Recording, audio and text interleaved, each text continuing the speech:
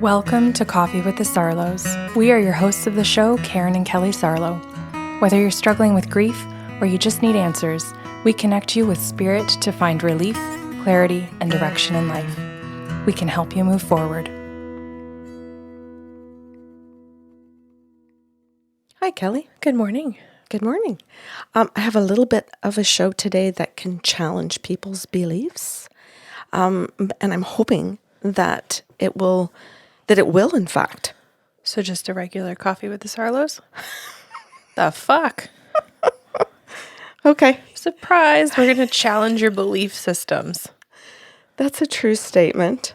I don't know how come I thought this was unique. Me neither. Okay.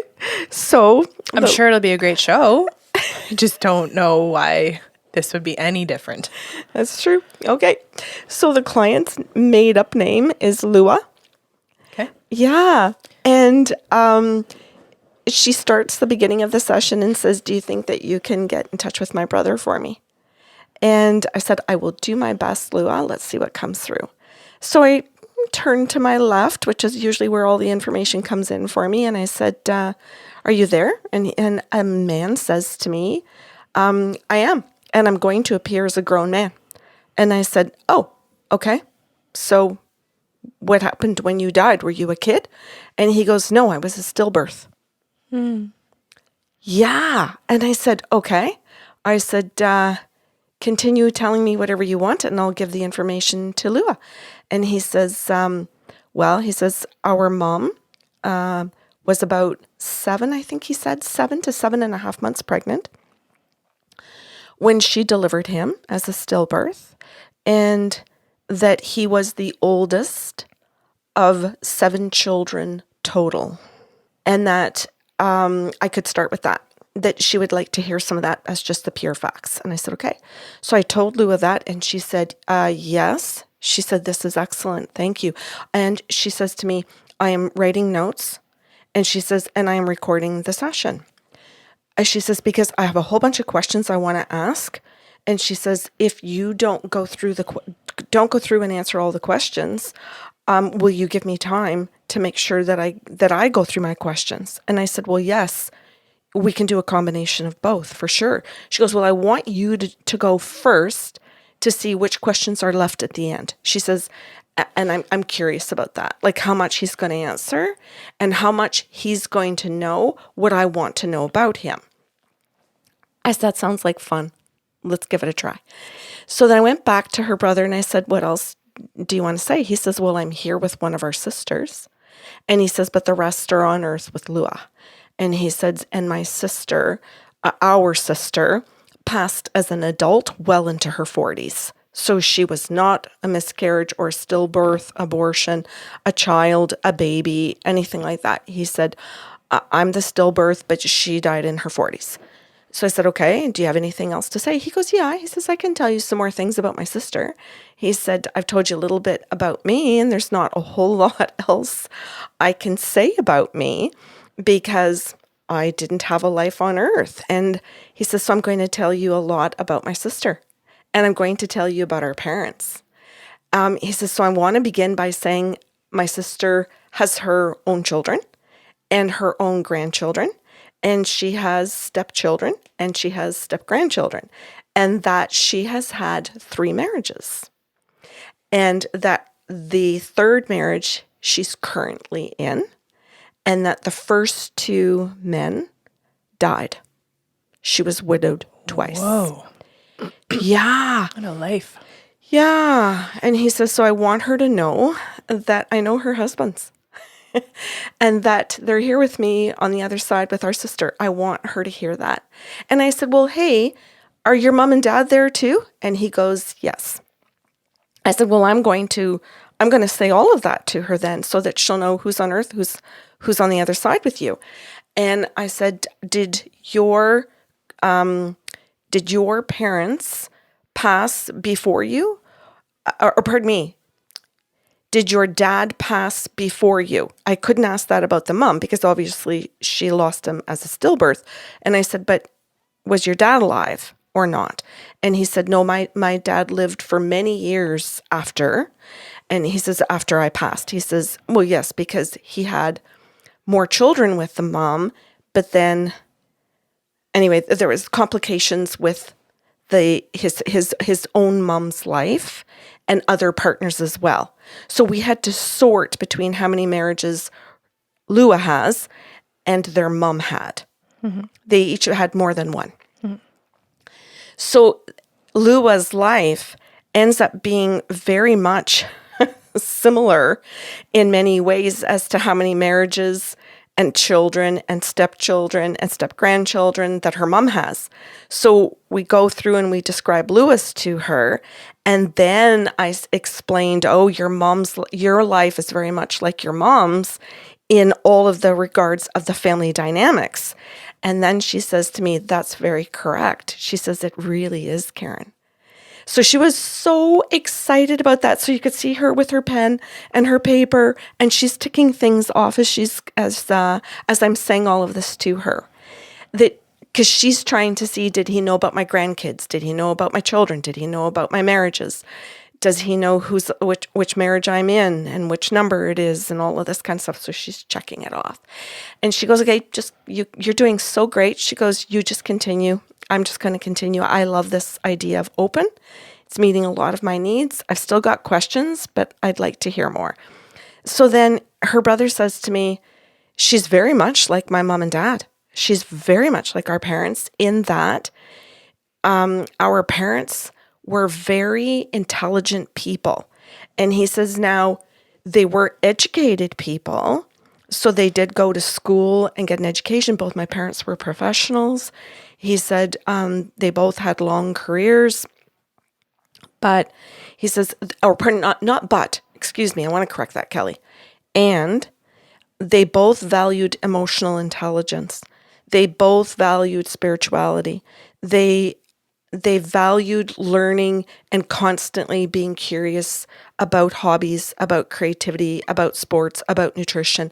He said, my mom and dad really looked at every single aspect of life as a way to learn something.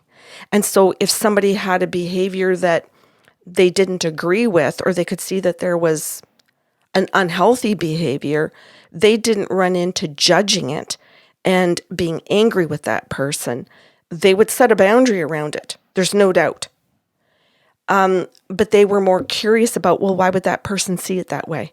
Why would that person do it like that? It didn't mean that they changed the boundaries, but they had more than empathy. They had a desire to understand. Well, maybe that is part of empathy. Yeah, I don't think you can really have one without the other. Yeah. They really, truly had a desire to say, okay, this person's had a different experience than us. That's why they're making those decisions or behaving in that way. That's not okay. We'll figure out how to handle it.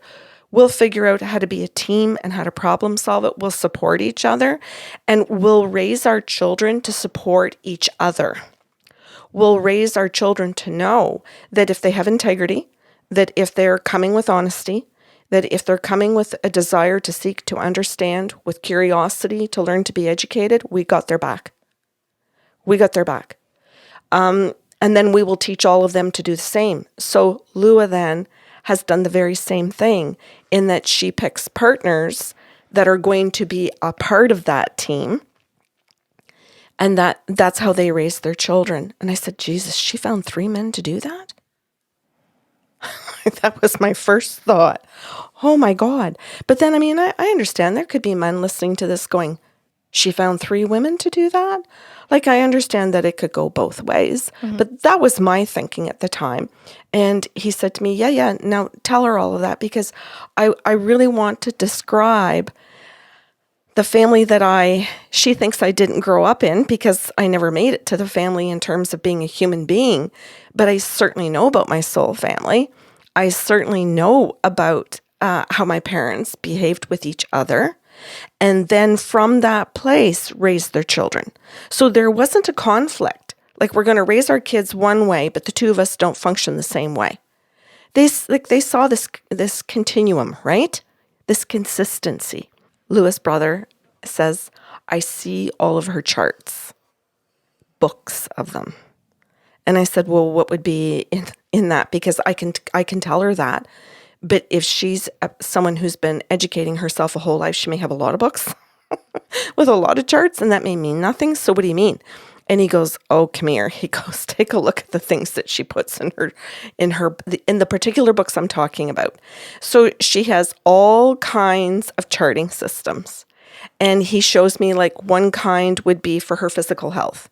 Then he shows me another book would be a charting system where she discusses things with her partner that they're working on together. Then she shows me like another book where her husband and her both write in it about their children. So it's like each of them they have a collective journal on each of their children and on each of their grandchildren. Mm-hmm. Isn't that incredible? Mm-hmm. And they write in the book all different types of ways in that particular one. They write to each other about what they see in that child so that they can remind each other, oh yeah, or they can read it. The other one's busy. They go and look at the book and it'll say they've had this kind of a day. They've had this kind of a week. This is what they've confided in me. This is confidential. You can't bring this up, but it's important that you know they're going through this. So I'm telling you they are, but it's confidential. So that boundary is kept. The other parent isn't going to breach that.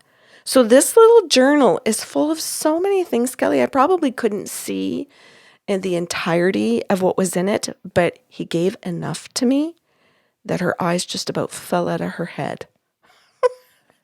And when I told her about the journal, she flat out said to me, how the heck could a person who was a stillbirth possibly know about our journals? Again, it blows my mind what people fixate on that they should or shouldn't be able to do as souls. Yeah. They should be able to know that I have blue eyes and brown hair, but how would they know I have a green journal and that I write in it? And what I write in it. Yeah. Of course they should know my thoughts and feelings about how our parents raised us, but how could they possibly see inside a journal and what I've written? Like, I'm laughing in a delighted kind of way that this is just funny how humans think. Well, Kelly, and I'm one of them.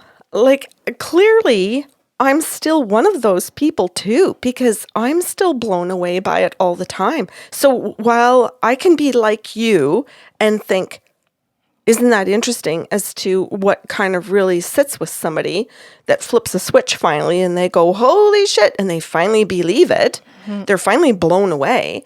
But I think I do the very same thing when I'm channeling for other people and my own mind gets blown like, holy shit. I think I have the very same moments. It's neat. I think that helps me understand how people can so easily forget about oneness. Yes. Right? Because so many of us, and I know that term kind of became a cliche at one point, still a true thing. Like, if we really believe that all things are interconnected and everything is energy and once was a part of all of the same source of energy, we can so easily forget that anything is possible and all connections are possible, right? Yeah.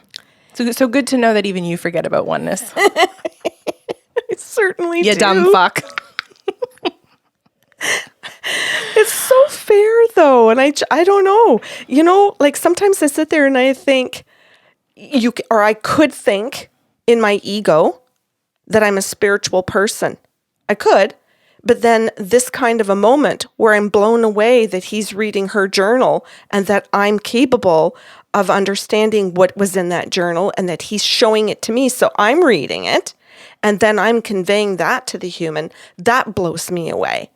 So these gifts blow me away. But then when you word it in the sense of this oneness, then I think, oh my God, Karen, talk about your own ass being served on a platter to you by your daughter today. And I also want to say there's a difference between being blown away and delighting. Right? Oh, because, yeah. Like, when people say I'm blown away, you can mean it in, I am so delighted to remember that this is possible. Yeah. Then there can be the blown away of, oh my God, how could that possibly be? Yeah. And it's like, I'm in the delight category of being blown away by the gifts. Yes. It's never lost on me that all of that's doable. So I'm like, how did you forget that? Oh, yes. Okay, and I am still in both. And I don't know, Kelly, if that has to do with the fact that I'm older, or wait, if that has to do with the fact I'm trying to defend myself, I think. Really weak defense, but go ahead. That I had more religious stuff ingrained in me from birth. And some of that is some of the residual stuff that comes in. If it's just that I'm a lazy ass and I haven't worked hard enough to change some of those beliefs. I think it could be a combination of things.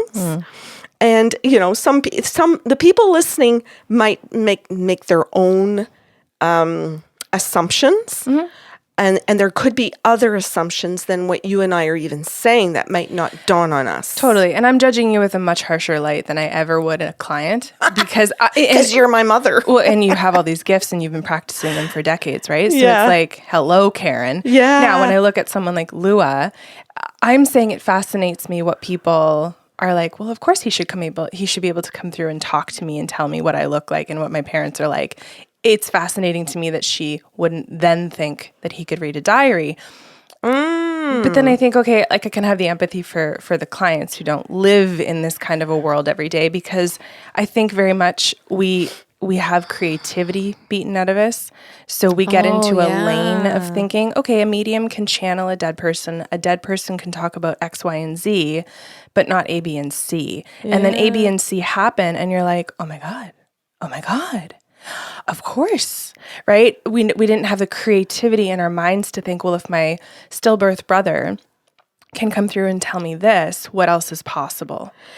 Right? Yeah, you're really making me think, Kelly, because... Oh, interesting, because you said that's what was going to happen in this episode, so I'm thrilled that we're delivering. You're such a smartass. It was a lot kinder than what I thought you were about to say, so thank you. I think that's really cool, because then I think about clients calling and saying, okay, tell me what's on page 15 of my mom's journal, number 6. And some of those people are calling because they need answers and help. And some of those people are calling and saying that thing because they're being dicks, right? And they just want to like prove or make you hit a roadblock too. Yes. And then when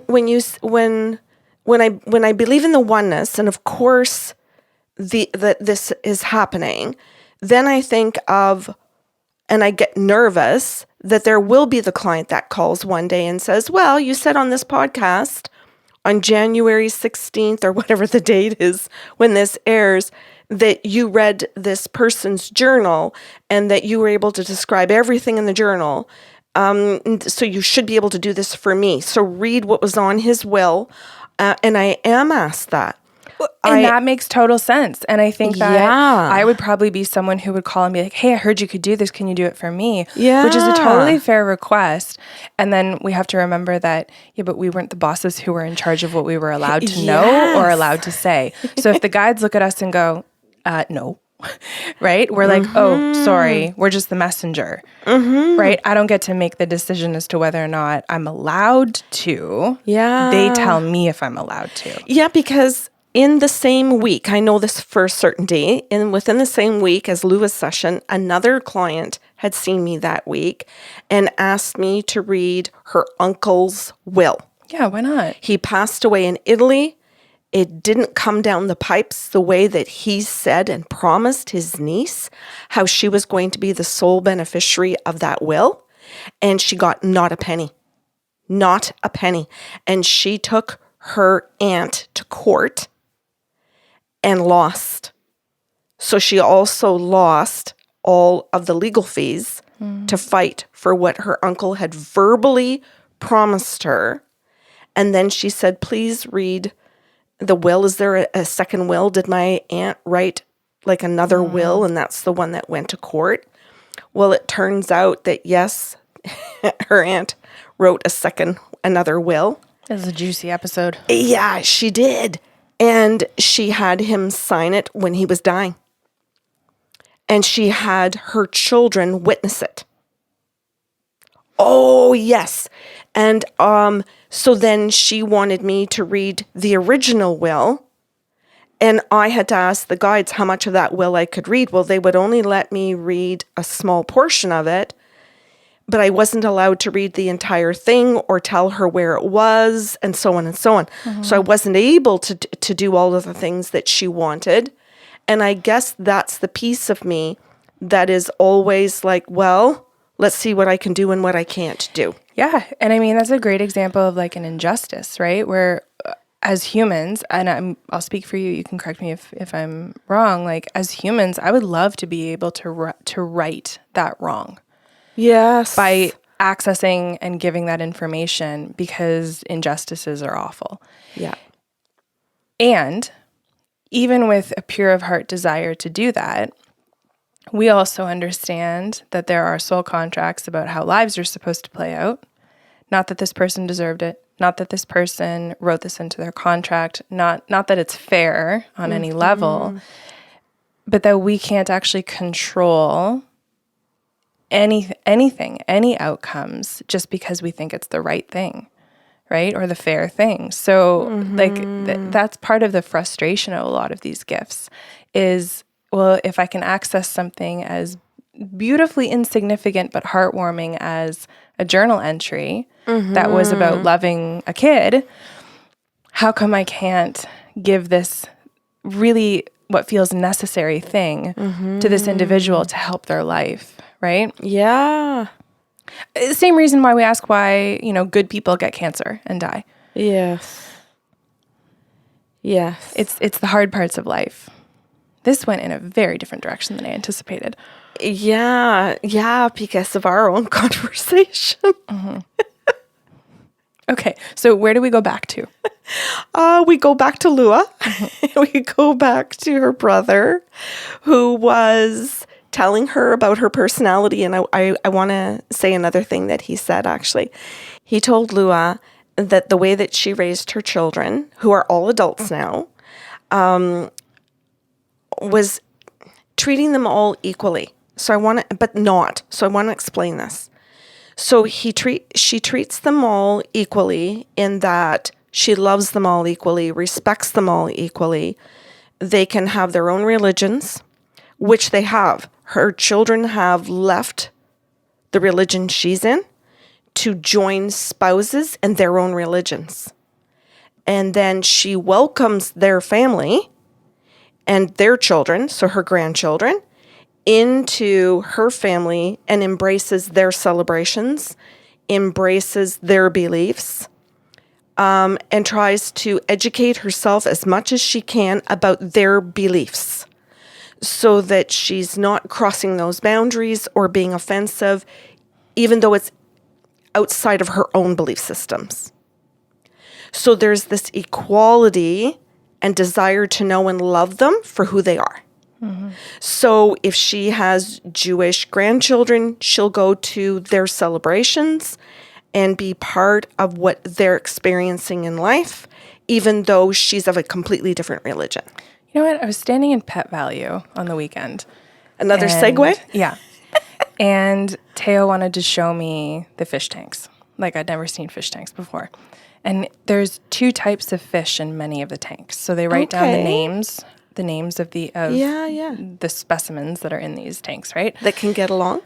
Well, this was the thing, is he goes, I think these ones eat these ones. And I said to him, well, nobody. I said, they display them so that people will come buy them. So these people who work here have obviously researched and put in these tanks fish that can coexist together. Yeah. They wouldn't put 2 fish in a tank that would annihilate the other. Right. And I sat there and thought, we got put on this planet with all of these different creatures and beings because we have the ability to coexist. Yes, we do. Just so many of us have chosen to be assholes. Yes. And decide that can't be. Exactly. And then we have assholes who actually make it laws. Yeah, that we shouldn't. And wars. And written into dogma Yes. we shouldn't. And then religious structures. And then we have Lua's mom, who's Yeah. like, yes, I'll go to your bat mitzvah. Yeah. Yeah, come on over to my mass. Yes, let's pray to your person and then open the gift that is part of your tradition. It's just, yes, let's incorporate everyone's and not let the idea that your belief would diminish mine or mine should diminish yours. Exactly. And that's how Lua sees all of it. This is why there's so much respect and why she educates herself and her partner about each of her children. So if they say, hey, Mom, I'm dating this girl and she's, I don't know, whatever. Yeah, because what you're doing or what she's doing here is she's not creating otherness. That's right. If we bothered to look at each other's similarities and say, okay, what's the commonality that we all have? What are we all trying to achieve when we pray to different people? What are we all trying to achieve when we sacrifice something or, whether it's our time or who knows what? Food. Exactly. What are we trying to feel together? Right? Yeah. And that's a commonality that we're trying to experience. How can we help the other person feel that without creating this otherness that instills fear? Yeah. Right? When you don't create otherness, we don't have the need for fear. Exactly. And then if there's no fear, we don't have to fight. Right. It's just so not hard. It's not hard. It's actually loving and kind and generous. And this is Lua and her husband, and it was her first two husbands, and it's their children, it's their in-laws, it's their grandchildren, it's everything because it's all one thing. I would like an application for this family. I am looking for some more extended family. Okay, I'm just going to say, hold up a second. That's our family. Now. That is our family now. We're just in this small little unit that's trying to branch out. Yes. And we're at the beginning of it. Yes, and we have friends in it. Yes. Absolutely. And it is growing, Kelly. I would just like an application for extension. And we are taking applications. Okay. So then he said, so she is, what was the word he used at the beginning? I can't remember. About what? About Lua and how her family is. He said she is this, but she's also not. I can't remember the word. I have focused on so many other things. Where she sees it as equals or something. Oh, she treats them as equals, but also not. But also not. So now we have to go into the not. So then I told Lua that, and she was thrilled with that. And she said, this is so beautiful. He sees me. And she was like, and he knows me. She was so excited to know this. And then he says, okay, this is how she doesn't treat them as equals. That's equally as important. She has children that are very wealthy, doing very well in life financially. And she has children that are not, they work hard, but it's always a struggle. And he says, so the way that she sees it is my husband and I have money. So we help the children that don't. So we don't give everybody equal amounts of money for birthdays. We don't give equal amounts of money in Christmas envelopes.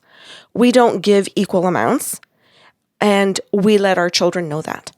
So Lua and her husband went up to the children with money and said, listen, we have money, and the will not be equal. Mm-hmm. And not only that, we are not waiting till we're dead to help our children. We would like to live long lives.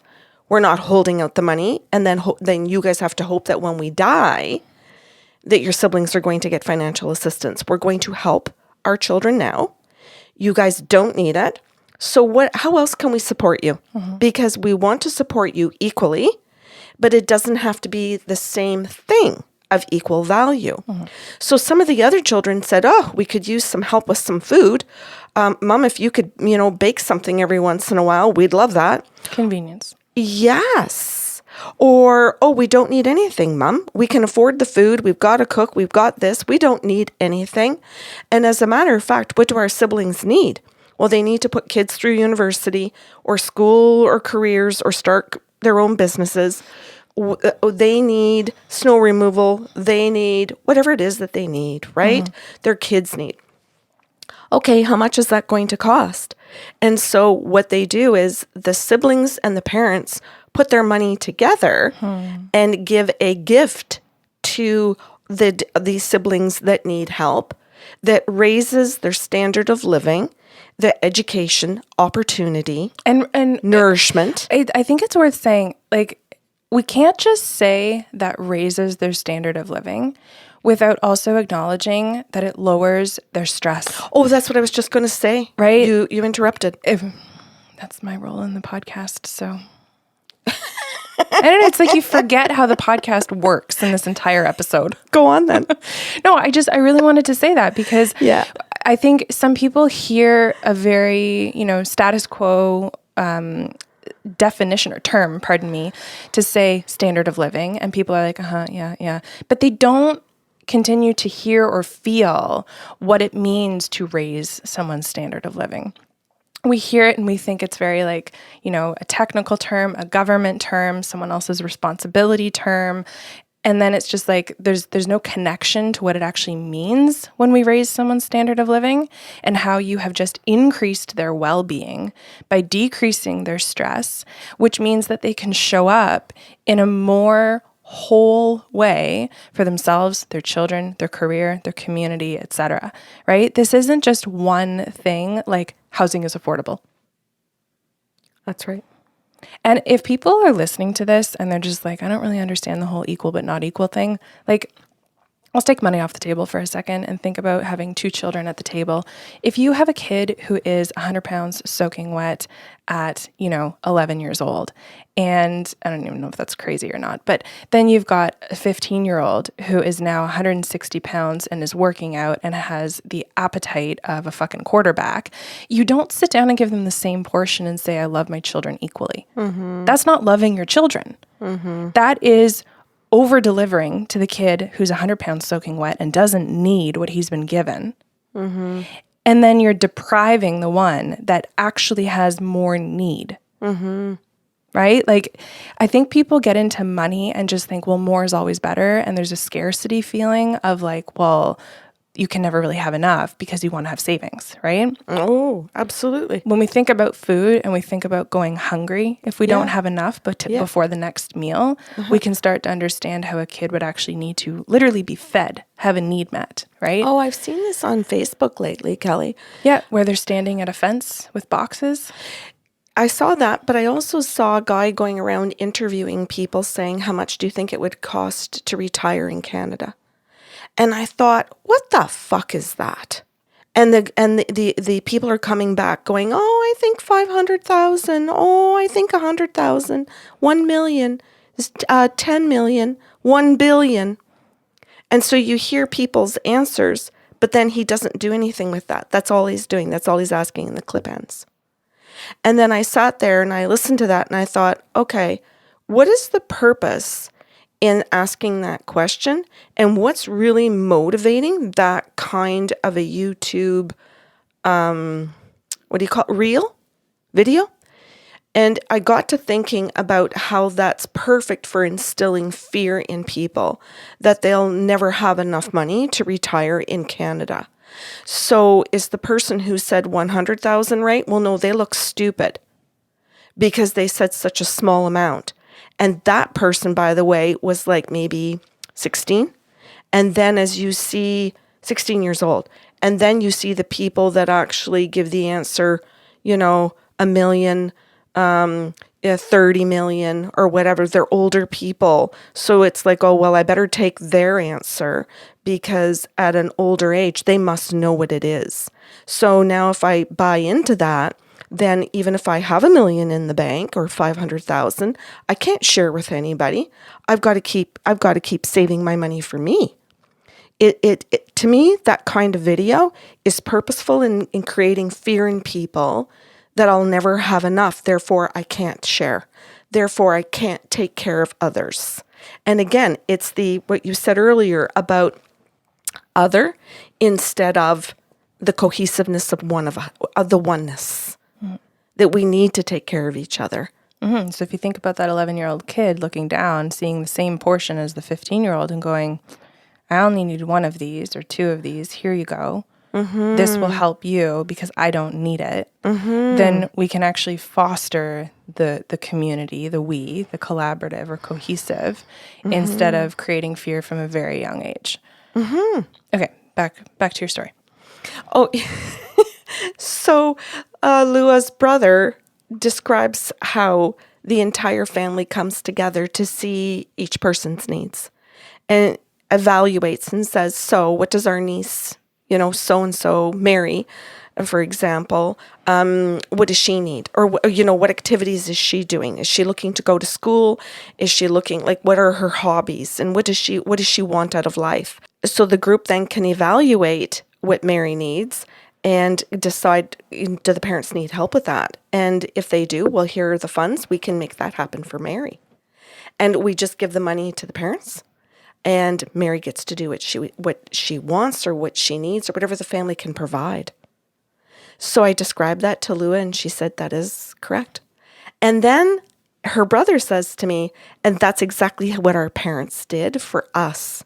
So she's taking this and she's doing this with her own children. And then the children are doing it for the nieces and nephews. And this is generational love, family, support, healing, whatever you want to call it. He said, so I just want to point out that this is my whole family and I'm so proud of them. And he goes, I'm just so proud. He goes, please tell her all of this because this is our family unit. I'm part of it. And I'm still trying to say that I'm still part of it. Yes, I didn't come to earth, but I'm trying to say and show her how much I know how everybody thinks and behaves, the belief systems, the actions people take, all of it. Yeah. Okay. So I want to talk about something a little different. I don't know how to frame this. I have a friend who also lost a child to stillbirth, and she's got 4 children here on earth since all of this has happened. And they're very much like this. They're very much this type of family who has money, who makes sure that, others can have as well. Very, very generous, very conscientious, and they're raising their children this way. And you can see it in the way the siblings love each other. They're all under, I think, 12 years old. And they're so warm and caring, right? They still make room at the table for Charlotte to stillbirth. They still have a stocking for Charlotte. They still have blankets for Charlotte if all the kids get blankets. And it's not true of everything that they do, but for the big moments in the family's traditions, Charlotte is included. And I absolutely love this because you're talking about, this being a Charlotte, channeling all of these different things. Right. And I think this is so important to remember because it becomes a way of living, right? And I think that is a value that a lot of people don't consider, miss out on, maybe don't think is significant, if that makes sense. These are all moments that give back to the parents to honor their experience and their grief when they acknowledge this other being that was a part of their family. And I think it consistently reminds us that life is bigger than us. It takes us outside of ourselves to consider others. That leads beautifully into the last thing that he said about Lua. He said that the way that he wanted to close her session was to describe her desire to always understand somebody from their point of view as opposed to judging them first. So she sought to see their perspective, and that all of her children, all of the family approached life in that way. And that what his comment was, it makes forgiveness easier. And it doesn't mean that you let boundaries be crossed. It just means that forgiveness is easier to get to if you actually can understand where somebody is sitting and why they've done something from their perspective. Even if it's unhealthy in what they've done, just understanding it a little bit better is a little easier in your own heart. So then to wrap up her session, Lua says to me, okay, She says, I just need a minute and I'm going to go through my list. So she was down looking at her paper again. And then she came up and she says, okay. She says, I booked a solid hour so that I could get through my list. And she says, I haven't even started to ask questions. And she says, and I actually don't need to. She said, you have gone through and tick things off. And she says, but I want to say something. She says, I put things down on my list like that I wanted something that was factual. She says, but I also put down on my list that I wanted to know if he knew what I thought, if he knew the actions that I had taken, if he knew what motivated me, if he knew the principles that I lived by. She says, because that's my character. She says, this is how I see life. So she says, I literally had made a little checklist if he was going to actually show up to be able to give me clues. And she says, I had no idea how you would ever be able to check these things off on a list. But I was sitting here in my mind trying to see in some way if I could correlate that you might share something or say he said something where I could make it fit. And she goes, I have to tell you, it was so easy to be able to tick these things off because of the way and the messages and the way that you said them to me. She said it was absolutely extraordinary for me to sit here and think that these were the things, these were my needs. This was how I was going to try and approach this session. Not, I just want Karen to prove it. I want to see if he's meeting these types of needs about my character. And she says he did it beautifully. So what I'm taking away from this, Karen, is that the oneness is real. She says it is, and the fact that we are far more than human being is real. And the fact that when we pass away, they're not far away from us. There's no way they can be far away and know all of this. And I wrote that down. I wanted to know if the oneness was real. I wanted to know if they were far away, like some religions say, or if they actually are present in our current lives. Because it made no sense to me that they could be happy on the other side and not be part of our lives. Mm-hmm. Given the way I live my life, I would never be happy being far from my family. Mm-hmm. So she says it makes no sense to me for the religions that teach that. They don't all teach it. It does if you're also teaching them that hell exists. And that most of the people in there, practicing or not, are going there anyway. Right. If they slip up once. Right. Or the punish. Yeah, okay. Yeah. So she says, I wanted to know what was real. And she said, so I was literally questioning some of the religious beliefs that I've been taught or that some of my family members believe in life. And we know she's been exposed to many. Yes. And she says, so I'm literally trying to see, hey, because my daughter-in-law and my son believe this now, like, how can do I find evidence that holds to be true? Or do I find evidence through this experience with you that puts a hole in that belief? And does it seal? Nope. Just exposes the hole in the belief. Doesn't put a hole there. It goes, hey, you're Swiss cheese. Right. Thanks. Yeah. Thank you for rewording it. Mm-hmm. I love that. Thank you. So she says, I'm very grateful for this because it has also challenged some of the beliefs. It's affirmed my questioning some of the beliefs, and it's just allowed me to sort of maybe leave this session today and reevaluate the way some of my family does hold on to certain beliefs in their own religions. And now that I have this as evidence in my life, how can I go forward and still support them and still hold my beliefs? So she just thanked me at the very end for that whole experience. Amazing. I still want an application. Thank you for listening to Coffee with the Sarlos. If you enjoyed the show today, please be sure to subscribe on your podcast platform and leave a review. New shows will air every other Saturday.